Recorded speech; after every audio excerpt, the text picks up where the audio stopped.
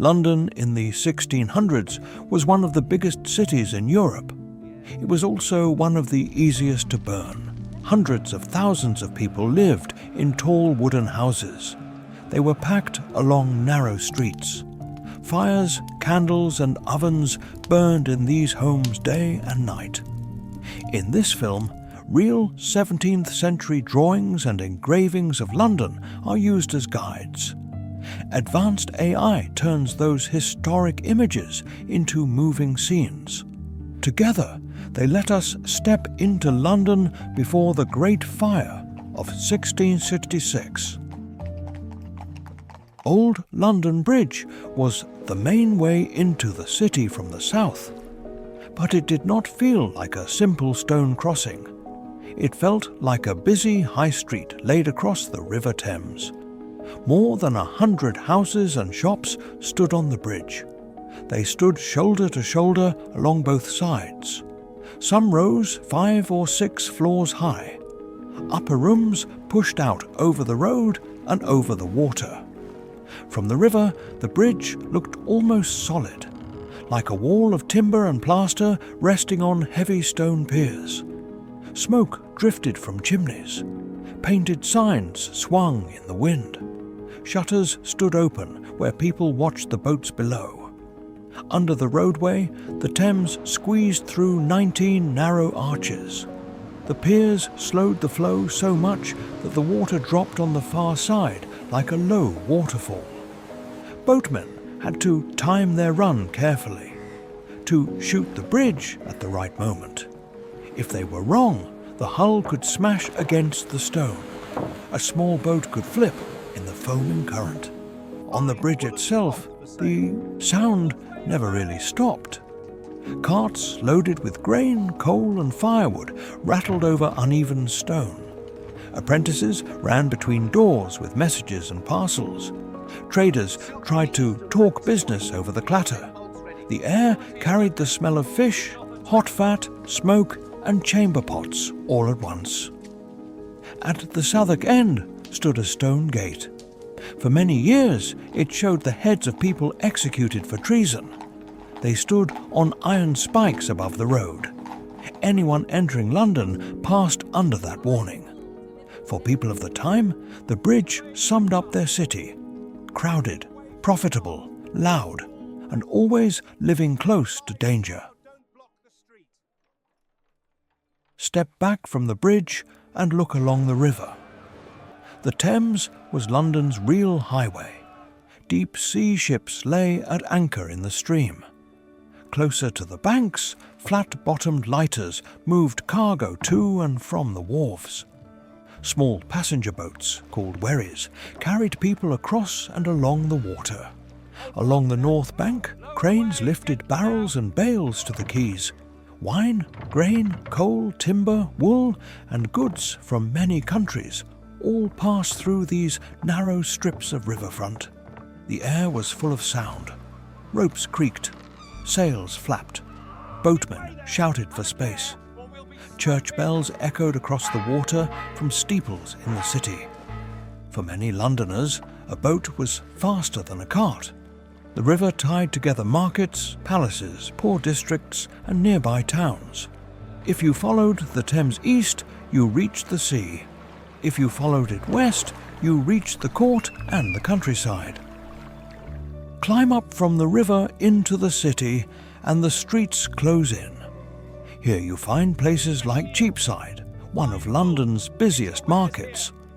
Tall timber-framed houses line the road.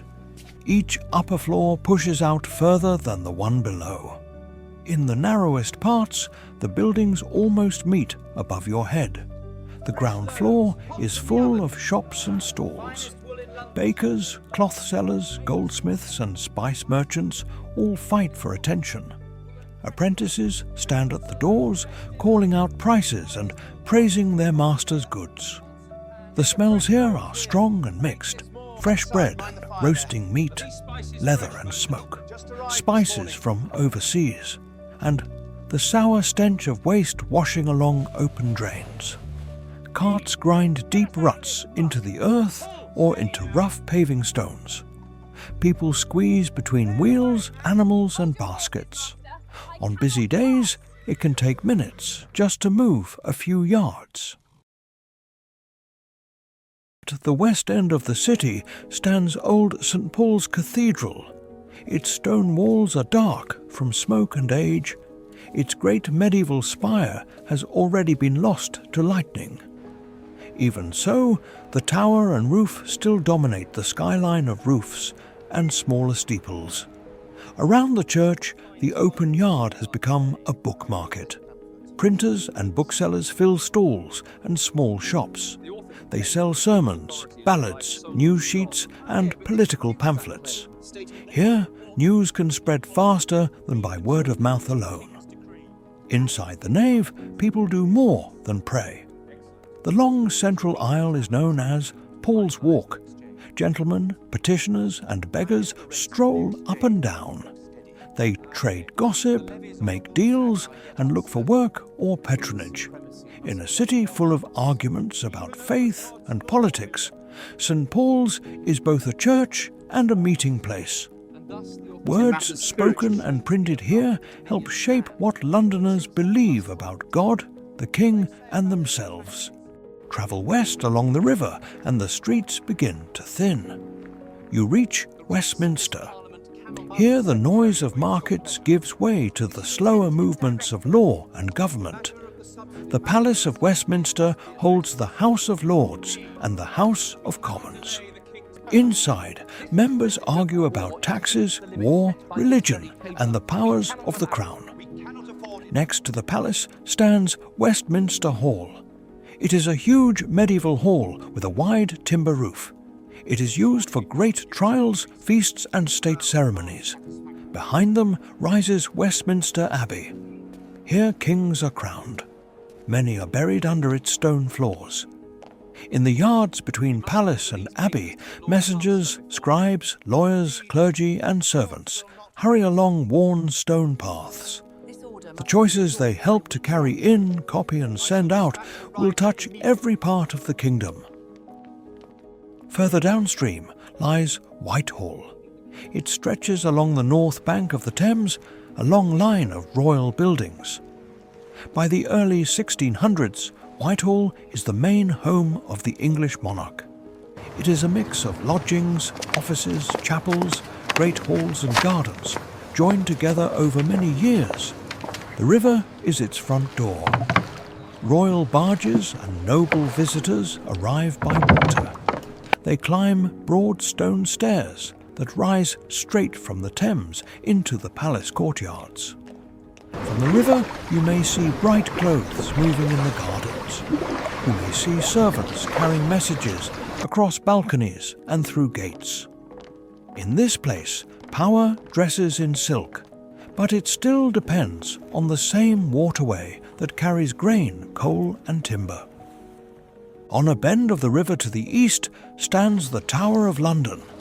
Its thick stone walls and corner towers rise above the wharves and warehouses. The tower began as a fortress many centuries earlier. By the 1600s it serves as fortress, prison, storehouse and royal symbol all at once. Inside are armories filled with weapons. There are storerooms, royal records and the crown jewels guarded by soldiers.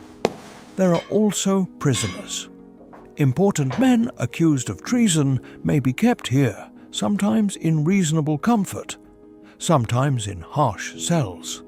For people watching from boats or from the opposite bank, the tower is both protection and warning. Its walls say that the crown has stone, iron and rope, as well as gold and ceremony. Behind the famous streets and churches, most Londoners live in cramped back lanes and hidden courts. Timber houses stand so close that neighbours can almost touch hands from opposite windows. Inside are small, low rooms where families cook, sleep and work. Open fires burn in hearths. Candles and oil lamps give light in windowless corners. Many workshops also use flames. Blacksmiths heat metal. Tallow chandlers boil fat for candles. Brewers cook mash for ale. All this happens only a wall or a floor away from tightly packed neighbours. Rubbish does not always travel far. People tip slops into gutters. They store firewood, straw and goods under stairs and in lofts. In dry, windy weather, sparks from one chimney can jump to the next roof, and then to the next street. Everyone knows fire is a danger, but widening streets and rebuilding in brick costs money. So the city keeps growing upward and inward, feeding more fuel into the same tight maze. Walk only a short distance beyond the walls and London falls away. There are fields, orchards and market gardens. Small villages like Islington and Clerkenwell send milk, vegetables and fresh meat into the city. From here, the city looks like a tight cluster of roofs and towers. St. Paul's rises in the centre. Church spires and the line of Old London Bridge stretch out from it toward the river. It is hard to believe that this small patch of buildings holds perhaps 300,000 people. Yet its smoke stains the sky. Its trade and news reach far into the countryside. In early September 1666, a fire starts in a baker's shop on Pudding Lane. The houses around it are wooden. The lanes are narrow. A strong east wind is blowing. The flames move from roof to roof faster than the city can fight them. For 4 days, the fire runs through the old wooden maze. It destroys about 4/5 of the city inside the walls. Old St. Paul's, many churches, thousands of homes and shops, and whole markets vanish into smoke. Old London Bridge survives, but the neighbourhoods that fed it change forever. In the years that follow, a new London of brick, stone and wider streets rises from the ashes. Very little of the London you have just walked through still stands above ground.